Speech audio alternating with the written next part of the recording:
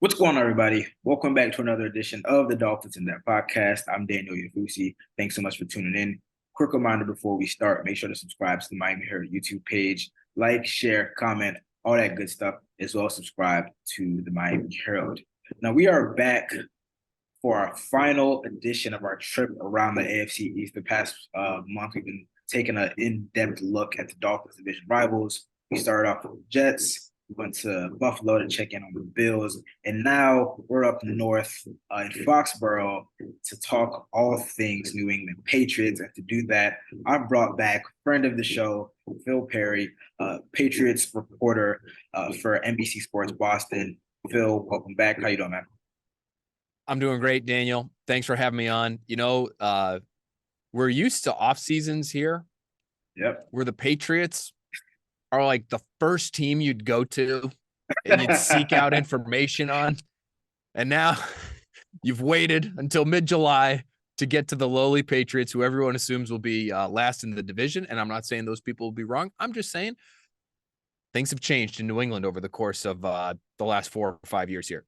Most definitely. I mean, again, start off with the Jets because everyone has talking Aaron Rodgers, the new hot in vogue team in the division. Then next with the Bills, talking to Mookie Hawkins up in Buffalo, and he was mentioning, obviously the Bills have won the division the last 3 years. And it really has been a changing of the guard. For so long it was Tom Brady. What can we do to beat Tom Brady? Beat Bill Belichick, beat the Patriots. Now it's like, all right, it's like an arms race in the AFC East, specifically to kind of match up with Josh Allen. And again, it has been an interesting past couple years post Tom Brady in Foxborough. And another interesting offseason, which may not be done, could have some moves on the horizon. That's really where we're going to start. Very interesting offseason for the Patriots. We know that they finished third in the division last year. Have ups and downs with the kind of two coordinator system. On offense. They kind of go back to the roots, get some familiar name in Bill O'Brien. But again, really what a lot of people are looking out for and kind of keeping their eyes glued to is the situation with DeAndre Hopkins. Released kind of late in the offseason and free agency from the Arizona Cardinals. He did visit with the Patriots. I believe Matt Judon was posting some pictures. He's been doing a lot of recruiting, but he left the facility, Hopkins that is, without a deal, and it seems like he's looking for a pretty substantial deal. Given that he's still one of the top wide receivers in the league. What's kind of the latest with that situation, and what do you expect? I mean, do you expect him to be in Foxborough when week one kicks off? Well, I think there's a chance of that happening still. I do. You mentioned his market isn't probably what he hopes it will be by the time he puts pen to paper somewhere. I'm sure he's hoping maybe even early in training camp, maybe even waits that long, a week, 2 weeks into camp to see, all right, has there been an injury in Kansas City? Has there been an injury in Buffalo? Yeah.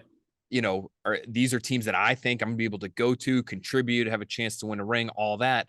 And those teams, even if they've shown some interest, it sounds like it's the Patriots and the Titans right now that have been the most aggressive in terms of what he's looking for financially. I could also tell you, though, Daniel, the Patriots, from what I've been told, aren't going to be over aggressive here. I don't think they're gonna give them the bag and just say, hey, we need you. We're desperate. Our passing offense stunk last year for the most part, and we need to get a high caliber, still in my opinion. And when you look at some of the numbers, I mean, over 700 yards in 9 games last year with really poor quarterback play, with Kyler Murray missing a lot of those games. The guy could still play, but they're not going to be as desperate as Patriots fans, I think, would like them to be. I think they look at Bill Belichick in a situation like this one and say, okay, Bill, you've built it a certain way for a long time, and you've been prudent and you've been conservative in a lot of different aspects, and you've sort of picked your spots when to get aggressive. This is one of those times they want him to be aggressive because last year is still fresh in their minds. And yes, they did add Bill O'Brien, and yes, the overall product should be much better. And I think it will be. but I still think they need another receiver in there. They've got a group of guys right now that are injury prone, unproven in some cases when you look at Tyquan Thornton, and I think even Kendrick Bourne. Kendrick Bourne had a great year 2 years ago and basically fell off the face of the earth last year. Again, weird coaching setup, and so maybe you get a bounce back from him, but they could use another piece. And they've saved a lot of money the last few years, Daniel. That's what's interesting to me right now with this specific name in Hopkins, is that Bill Belichick told us the day after the season ended last season, because he was asked a question about the big free agent class from 2021, which was Hunter Henry and Judon and Jalen Mills and Johnny Smith, I think, was part of Jonnu that as Smith. well. And, they spent a lot of money. Devon Godshaw, they spent a lot of money. Not any major stars really in that group. I guess you could throw Judon in there if you wanted to, but they spent a lot to try to get competitive again. And Bill was asked a question once the season ended in Buffalo this year, or it was the day after, if he felt like he got good bang for his buck there. And really, that was all the prompting he got. And he went out of his way to say, well, if you look at the last 3 years, we're actually 27th in spending. So I know you think that we spent a lot 2 off seasons ago, but when you look at it big picture, we really haven't spent that much. So, I think he was using it almost as sort of a defense mechanism. Like, hey, I'm not Mr. Big Spender here. Like, we're a 500 team. We actually have done pretty good, based on how much we've spent. But I think fans are going back to that comment now, Daniel, and they're looking at it and saying, okay, you didn't spend for 3 years. You told us you were 27th in spending. Can we go out and spend on this guy now? He's there. He's available. Like, what are we saving for? Like, this guy became available unexpectedly. Let's go do it. So there is among the fans and media, like I'm one of those. I side more with the fans here. Like, what are you saving the money for? Is it like you don't have Tua coming up for a deal, or Joe Burrow and Jamar Chase and T. Higgins, like Cincinnati's looking at it. They got to save money because they want to try to keep those guys around. You don't really have that in New England. So what are you saving for? You're 31st in cash spending for this year, and you're near the bottom of the league the next two. So there's a hunger for Hopkins here in New England. I don't think it's matched in the Patriots front office, but I do think that people with the Patriots feel like Hopkins would like to play for Bill Belichick, that he did have a good meeting. He spent a lot of time with Bill Belichick in Foxborough when he was here. And so they still believe that they have a shot at him. I just don't think they're going to go above and beyond the way the Ravens did to get Odell Beckham. And it seems like that kind of messed up the market, particularly. It seems like he's looking for that type of deal, like a $15 million and guarantee type deal. And again, like you said, it doesn't seem like the Patriots are really willing to match that. But it would no doubt be an upgrade. And it sounds like a very similar situation to what's going on with Dalvin Cook and the Dolphins. And, he would maybe like to, he does have interest in being there. The Dolphins do have an offer out there, but, and it seems like he has multiple offers, but it doesn't seem like it's the offer that he's looking for. So like the Dolphins aren't really, it's funny because they've made those kind of all-in moves, but it doesn't seem like they're willing right now to kind of capitulate and, make those concessions. But, again, as you look at, the nature of that depth chart, the skill position. I mean, it seems like even in the Brady years, like the level of skill talent outside of, maybe like Randy Moss, obviously you had Gronkowski and others. It seems like that, in terms of skill position players, the Patriots have always been lacking. And they did sign Juju Smith-Schuster. I know they traded for Devontae Parker last year and they gave him an extension. They signed Mike Gesicki to kind of form that new kind of two tight end duo with Hunter Henry. But still, like when you kind of compare it to some of the better teams in the AFC, it's just not cutting it. And especially when you have a young quarterback in Mac Jones who did have his struggles last season. It almost behooves you, like, all right, like in the NFL we've seen, like you have to surround your young quarterback with high-end skill position players, if anything, just to see what you have. Like that's what the Dolphins did with Tua. We didn't really know what they had in Miami, and then you add some continuity with play caller, you add Tyreek Hill, Jalen Waddle, and then all right, you get a breakout season. It kind of behoove them to add DeAndre just to kind of see what you got in Mac Jones and kind of a make or break year. There's so much evidence to suggest that that's the way to do it, right? Whether it's Miami, whether it's, if you just look at the last 5 years or so, quarterbacks in their third year who've made the postseason. So year 3 quarterbacks who've had some success. Like it's a pretty low bar. You made the postseason. Tua, has 2 stud receivers and a real offensive play caller. Joe Burrow, 2 stud receivers and an offensive head coach. You know, Patrick Mahomes, like we're talking about guys that, you know, Justin Herbert made the postseason in year 3. He's got Mike Williams and Keenan Allen, and you could go on down the line. He's got Austin Eckler too. And he's got, you know, like real weapons, real security blankets in difficult situations, real guys to go to on third down when you have to drop back and you can't scheme it up, even if you do have a talented play caller on your side. These guys have legit talent. I would say the one quarterback who going into his 3rd year had weapons that were kind of comparable to what Mac Jones has, as if to say, not that great, was Lamar. Yep. Lamar in year 3 had Mark Andrews and Hollywood Brown, and that was it. That's pretty right. much it. Like, yeah. not much else. But Lamar's also maybe the most singularly gifted, physically, singularly gifted quarterback we've ever seen. In terms of just running the ball, especially capable of carrying an offense almost on his own, right? And we know that's not Mac Jones. Mac Jones needs some support, and if he gets it, I think we saw, you know, with the good coaching staff, and they didn't even have the weapons part of it as a rookie. But just with the good coaching staff as a rookie, he helps them win 10 games, and he puts together a pretty good season that had him kind of in pole position to really win Offensive Rookie of the Year. If he had a bad last month, and if he had just sort of been average, you know, he might have won that thing. So I think that's how they're looking at it now, is they're saying, well, we got the coach, it should be better, right? And yes, that's true. But I think to really support him in the way that you need to really be a true contender, you have to add the weapons as well. That's another great argument for why Hopkins, they should be finding a way to get him to New England. Yeah, we're talking a lot also about, you know, just the changes with the offense, and, you know, Bill O'Brien being like the big person there. Again, second stint with the Patriots. It was funny because last year I believe we did discuss this kind of experiment that they were having, and I mentioned, you know, the Dolphins are just like fresh off this not working at all. So I don't know even why they went that route. But it was very clear, along with, you know, injuries and whatnot, that like it was just not what you expect from an NFL offense.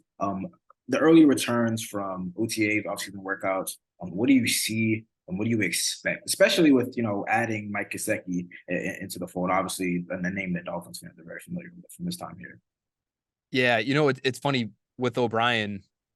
I just recently, in the last couple of days, spoke with an offensive assistant who's very familiar with the Patriots program, who believes they'll be vastly improved because they have O'Brien, and because having O'Brien means having a plan, which is, I think, how the league viewed, or it's the opposite of how the league viewed what the Patriots were last year, which was they were without a plan.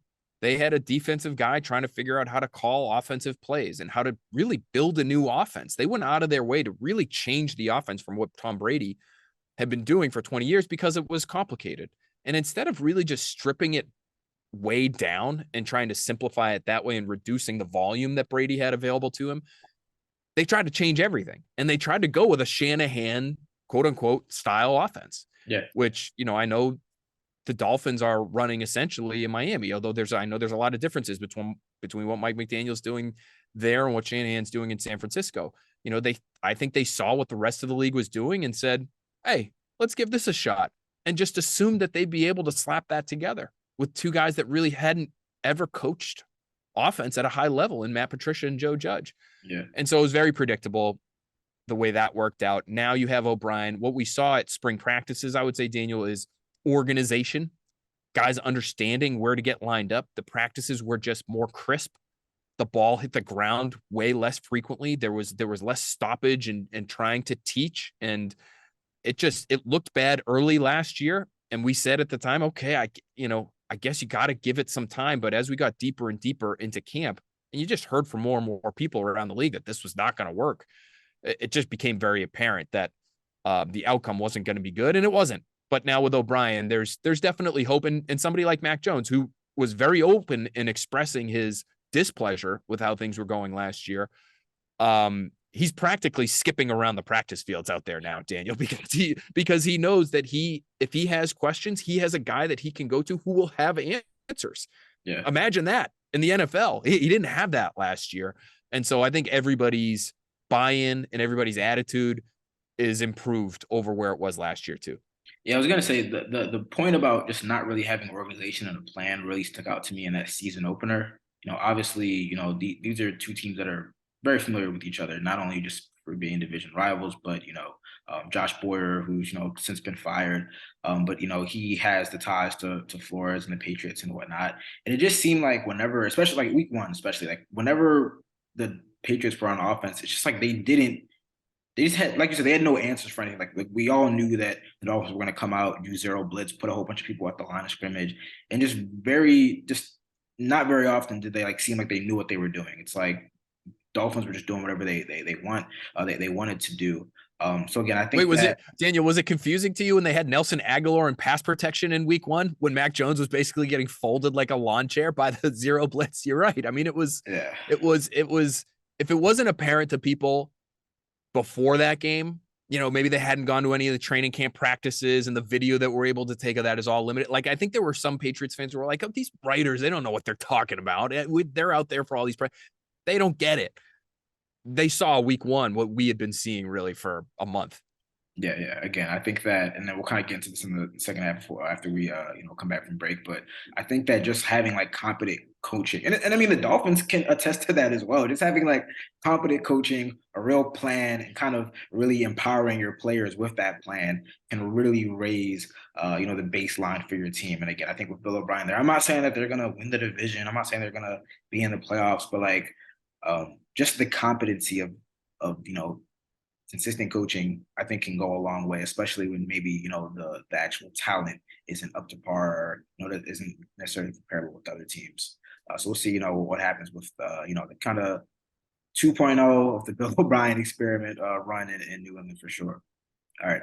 We're going to take a short break, but when we come back on the other side of things, can the Patriots compete in the AFC East, the AFC Beast, whatever you want to call it? It's going to be a division with a lot of eyes on it. And as Phil said before, a lot of people are kind of counting out the Patriots, but we're going to discuss their roster and what to expect. So stay locked with us, and we'll be back soon. What's going on, everybody? Still here on the Dolphins In Depth podcast with Phil Perry, Patriots reporter for NBC Sports Boston, talking all things Dolphins and Patriots as we take our trip around the AFC East, wrapping things up in New England. Now, in the first half, we discussed the Patriots offseason, whether or not DeAndre Hopkins will land in the Patriots uniform, as well as what to expect from Bill O'Brien as he returns as offensive coordinator to lead that unit. Now, in the second half, I want to kind of really go big picture Patriots before we kind of get into our expectations for the 2023 season. Because I don't know, it's the off season. I'm watching a lot of sports talk shows, network shows, and they're obviously opining on the Patriots. And there was a lot of talk about maybe kind of some pressure at the feet of Bill Belichick. Obviously, he's one of the greatest coaches of all time. But again, the kind of returns and the results post Tom Brady haven't been very optimal. Again, kind of some of the stuff I'm hearing is that Bill Belichick can kind of this could possibly be his last year. He kind of nicely get his walking papers, so to speak, kind of with Robert Kraft maybe wanting overall just heading in a different direction. I mean, do you get a sense that there's any pressure under Bill Belichick? Because a lot of people, that's always also one of the debates. Is the Patriots' success more a reflection of Tom Brady or Bill Belichick? I think that it's obviously way more nuanced than that. But Bill Belichick has been in Foxborough for a very, very long time. Not as much success the past couple of years. Do you get a sense there's like any pressure from with him? Yeah, there's no question. There's pressure on him. Robert Kraft's been very open about the fact that he's not happy that they haven't made any noise in the playoffs since they won the Super Bowl in 2018. And I'm sure a lot of people listening to this would say, yeah, it must be nice. Like, if we'd won the Super Bowl in 2018, that was 5 years ago. Like, what do they have to be complaining about? But the standards are high here. And Robert Kraft believes that they have had what they've needed these last few years to be able to do more than what they've done. Mhm. And so he's not looking at it that way. Well, hey, it might take us another decade to get back on top. And I don't think he's even asking for them to be Super Bowl contenders. Daniel, I think what he has specifically asked for, I know what he has specifically asked for in conversations with the media is get back to the postseason and win a playoff game. And it's bothered him that they haven't done that. Now, again, since that 2018 season, Brady was here in 2019. They lost in the first round at home to the Titans. They've been to the postseason once since then. It was Mac Jones's rookie year. They lost in the first round to the Buffalo Bills. So there is pressure on Bill Belichick. What does he have to do to make sure that he is not on the hot seat? I think you have to get back in the playoffs at least. And then I think you sort of assess it from there if you're Robert Kraft. If they don't do that, if they don't get back to the postseason, barring some sort of like unforeseen circumstance where 3 or 4 of your best players, miss half the season or whatever, and Mhm. it ends up being a bad year. If there's no real good reason for it other than the fact that you're in a hard division and they end up winning 7 games. I think the last time I checked, their over under in Vegas right now is 7.5. If they end up hitting the under on that and they don't make the playoffs again, it would not surprise me if Bill Belichick's not back for 2024.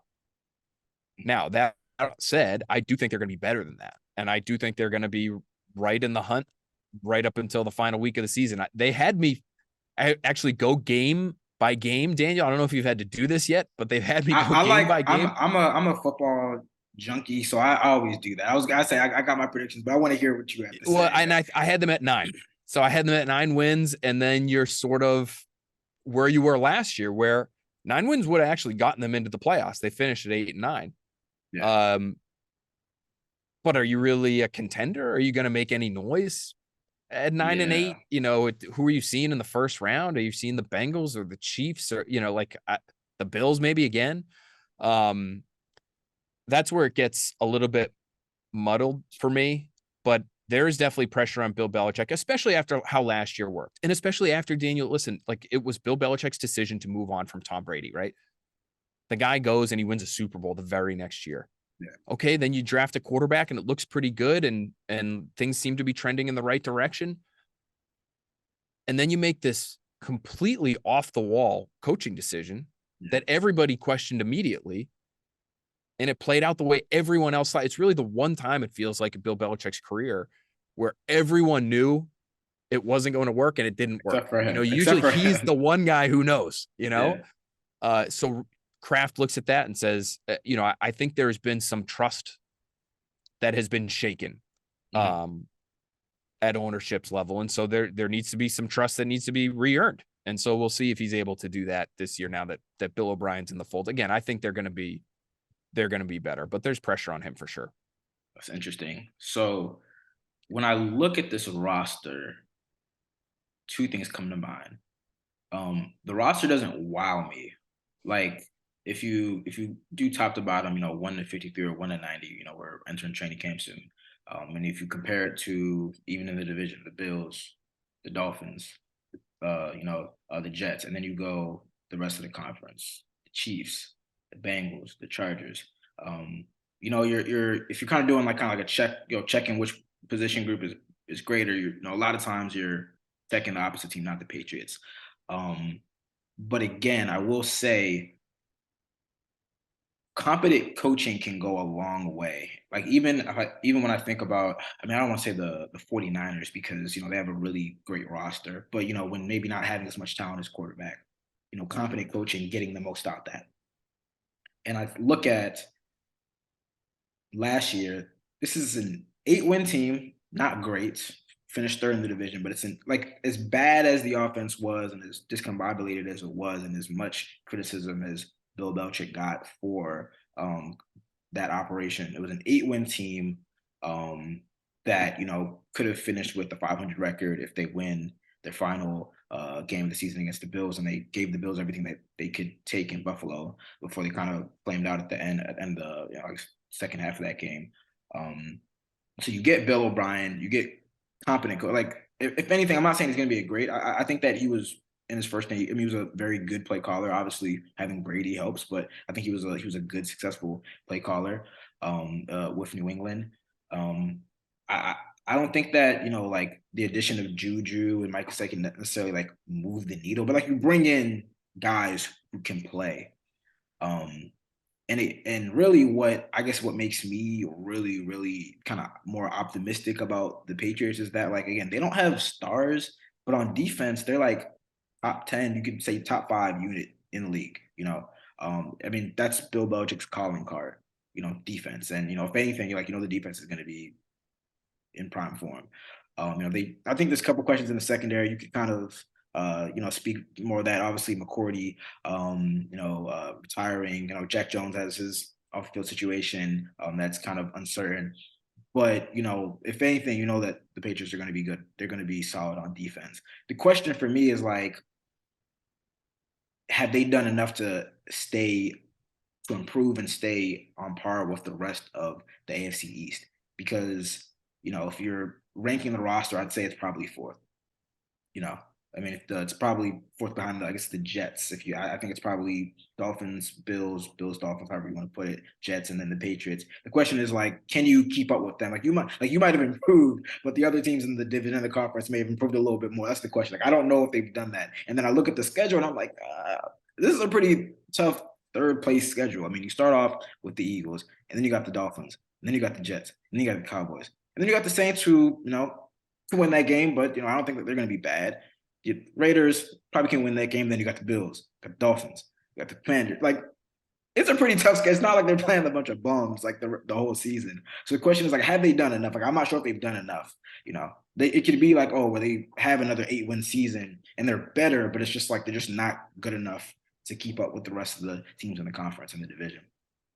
Yeah, I really feel as though this is why you should overextend for somebody like DeAndre Hopkins, because it does improve your roster. You don't just get a guy who's all of a sudden going to be your best receiver, but now you're number one, whoever that is. I guess it would be Devontae Parker, maybe. Now he becomes your number two. Yeah. And now your number two becomes your number three. And now maybe you do have a mismatch somewhere else on the field. Maybe Mike Gesicki has a size mismatch running down the seam. Maybe teams aren't able to focus on him as much because they're a little bit more focused on Hopkins. It makes everybody better, right? It makes Mac Jones better. I think one area where Hopkins would really help them, not that he's the most explosive guy in the world, but he's been a pretty good first down option, meaning on third down, he's going to be able to move the chains for you. And he's done that consistently over the course of his career. They need somebody who can help them stay on the field. What's maybe most amazing about their defense last year, and I thought their defense was really good. Even though they did not face a murderer's row of quarterbacks, really outside of they saw Tua, they saw Burrow, they saw Josh Allen twice. They had Lamar early in the season too as well. Yeah. Yeah. So they, and they got hammered by Lamar and they got beat up by Justin Fields. So like you can pick at some of their successes and failures last year, but they were, I won't go so far as to say playing with one arm tied behind their back, but some of the time of possession numbers in some of these games, Daniel, because they couldn't offensively, they could not stay on the field. They were giving away field position on a consistent basis, possession after possession after possession, opposing teams starting near midfield because they couldn't move the ball. That really was a factor in limiting the defense's success, I think. So I think they could have been even better. And I think they will be better this year because the offense will be a little bit better. But to answer your question, talent wise, they're not where those other teams are. And so you're expecting a lot from Bill O'Brien, from Mac Jones to be able to elevate from where that offense was last year. And I don't know if they're going to be able to do that. I know I said I had them at 9 wins. That's not a confident 9 from me. Is Bill Belichick, if his focus is maybe shifted away from the offense, is he able to have them on their P's and Q's a little bit more and some things like they were bad in areas last year, Daniel, that you wouldn't expect Bill Belichick's Patriots to be bad, substitution penalties, delay of game penalties. You saw the end of the Raiders game last year with Jacoby Myers throwing the ball back 30 yards to Lord knows who in an end of game situation, when usually that's where they've repped those things so many times. You don't see those kinds of mindless mistakes, but you saw him last year. I think because Bill was spread too thin. Now he won't be. Maybe that is the rising tide that lifts all boats and helps all phases of this Patriots roster. But you're right. Not only in the AFC East, but across the NFL. I mean, if you look at their roster, I think it would be hard to put them anywhere higher than 25th, something like that. 24th. There's who are their stars? It's Matt Judon, who I wouldn't even really say is a star. I think he gets a lot of help in terms of how they scheme him up to get to the quarterback. Their most individually talented players are guys like, Christian Barmore and Kyle Duggar. And I think Josh Uche is one of those guys. It's a South Florida guy, but none of those guys are really proven yet or have done it on a consistent basis. So they're going to need players like that to really elevate and become almost all pro talent for them to get to, this 9-win plateau or this double-digit win thing that I think some people are hoping for here. Yeah, definitely an uphill battle. But again, I think I look at the roster and I'm like, the roster doesn't wow me, but you have pieces there. It's just a matter of you kind of need coaching to really lift this group. You need Mac Jones to kind of get back to rookie year form plus, to really get to get on the positive side of 500. The one area that might do them in completely, Daniel, and you might see it against Vic Fangio's Dolphins, is their tackle spot is a disaster. It just doesn't look. It's Trent Brown, and then I was gonna say, is Riley Reif gonna be the starting right tackle? We're not sure. It looks like it could be Riley Reif. It could be Calvin Anderson. Calvin Anderson's essentially been a swing tackle through the course of his career. Riley Reif, I've talked to guys that have coached him who are surprised he's still in the league and they don't think that he has much tread left on the tires. And Trent Brown, when he's right, can be great. But he showed up to the mandatory portion of minicamp a day late because of a weather situation, I guess, and then showed up basically unable to practice. He did one drill. It didn't look good. He's a guy who's dealt with weight issues throughout the course of his career. And they basically kicked him off the practice field. It looked like at a certain point, he walked off with a trainer after one drill and one practice. So, I'm not sure how reliable he's going to be this year. So that could be the spot, especially again with Mac Jones, who's a pocket quarterback and he's got to be protected. That could be the one spot where if you thought they were going to have a strong season, I was going to say, I like strong there. That on paper, I like the offensive line. I like Cole Strange. I like Michael Onwenu. Like you said, Trent Brown, when, the weight's right and he's right, I feel like if anything on offense, that should be kind of like a reliable spot for them. So if you can't even get the offensive line right, then, it could be a long season again. So it's interesting to see how that shapes out. Two quick questions before we get out of here. Who is a rookie or maybe a young player who maybe Dolphins fans, NFL fans don't know that, could play a bigger role for the Patriots in 2023?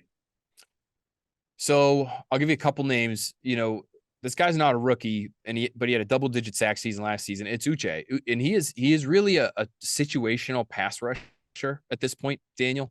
Yeah, but he's. I was gonna say I've seen depth charts where he's not even listed as a starter, and I'm like, he had 11 sacks last year. Like, how does that work? And he probably is not going to truly start a lot of games for them because they just don't have him out there in early down situations all that often, unless the team's trying to come back and they're going to be chucking the rock all over the lot. But he's got a lot of juice off the edge. He's a great athlete, and he's become over the course of the last year or so very technically savvy to the point where you can see him giving offensive tackles sort of these mental fits. Okay, this guy's so fast, I got to make sure I protect that edge. But he does have he's got some sneaky pop to him, and I don't know if it's just hand placement or what, because he's an undersized guy for sure. Yeah. But you get used to setting that edge to protect against his speed, and he hits you with, a long arm, and all of a sudden you're ass over tea kettle and he's getting to your quarterback. So that's one name that I really don't think a lot of people know, that I think could have a huge season for them. There's a rookie here that's getting a lot of buzz, and I'm trying to pump the brakes on him a little bit here because he is still sort of a tweener, but he had a great spring. And this is the kind of guy that Bill Belichick likes because he'll be able to use him all over the field. It's Marte Mapu. Yeah, I'm hearing about Out him. of Sacramento State. He was their 3rd round pick this year. So Christian Gonzalez is the big 1st round pick. He's going to start a corner for them right away. And I think he's going to be a pretty good player. Keon White from Georgia Tech was their 2nd rounder. Mapu is the 3rd rounder. They had him playing a lot of free safety. They lost Evan McCourty, so he's out. He retired. They need somebody to play back there occasionally. I think you're going to see a lot of 2 high sets from them defensively, but they had him playing a lot of free safety. But they also had him playing at the linebacker level. So, guys like Duggar, guys like Mapu, Jabril Peppers, Adrian Phillips, they have these versatile defenders tweeners, that they can use all over the field to try to confuse quarterbacks. And they might have to do that. They might have to, we're talking about how much talent they truly have. If you don't have a lot of talent, you got to try to deceive people, right? And I think that's something they'll try to do defensively. And Mapu could factor into that really early. So he's sort of that under the radar name that could end up playing a real role for them. Got you. Interesting. All right. Last thing for you. If the Patriots are in playoff contention or in the playoffs in 2023, it is because of this. And if they are out of the playoffs again, it is because of this.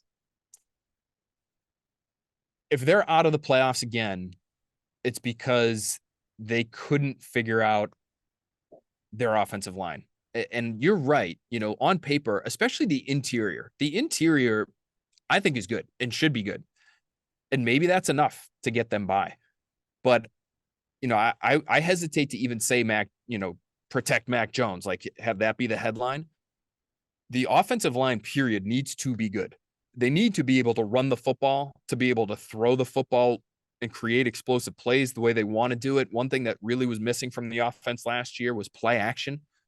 And if you can't get downhill the way that Bill Belichick wants to get downhill and pull those guards and use counter and trap and wham plays and like all of this stuff that they got away from early last season, and then they realized, okay, we're not a Shanahan offense. Let's go back to the stuff that we were doing last year. Like, let's forget that, guys. Let's change it again mid-season.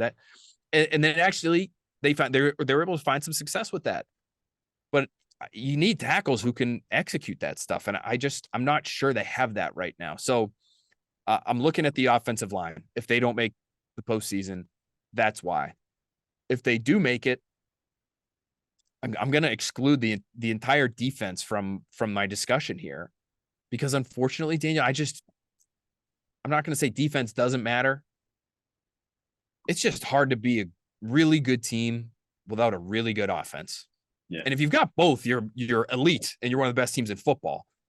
But usually you can't just have a defense carry you to the postseason and make any kind of noise. So that can only go so far with the great quarterbacks in the league.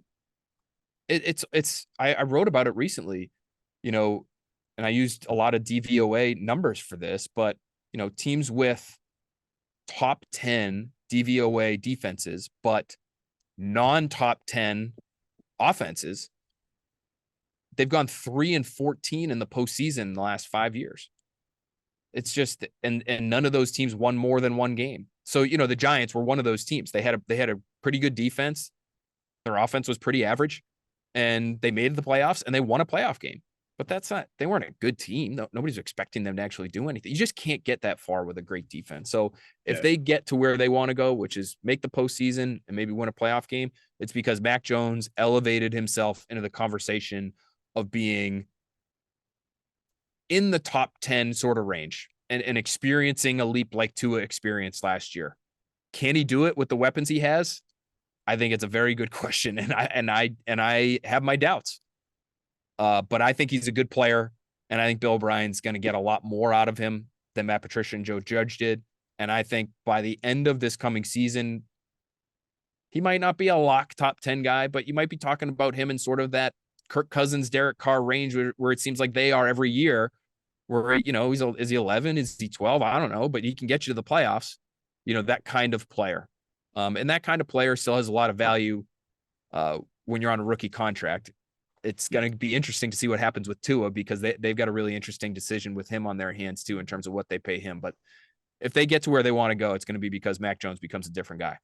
Yeah, I mean, that's obviously, again, why they brought in Bill O'Brien, why they've been talking to DeAndre Hopkins. We'll see if they do end up getting him. A lot could change over the next couple of weeks before training camp starts, and then obviously before week one kicks off. So yeah, a lot of interesting subplots up in Foxborough. Phil, I want to thank you so much for joining me to talk all things Patriots as we take our trip around the AFC East on the Dolphins In Depth podcast. Well, that brings us to the end of another edition of the Dolphins In Depth podcast. I want to thank you guys as always for tuning in. As always, like, share, comment, subscribe to the Miami Herald YouTube page, as well as subscribe to the Miami Herald. We'll be back next week as we get closer and closer to training camp. Start talking some Dolphins storylines ahead of a couple weeks of summer practices, preseason games, spring practices. We got a lot to get into. So, just stay locked with us at the Miami Herald. We'll talk to you next week. But until then, you guys take care. See you.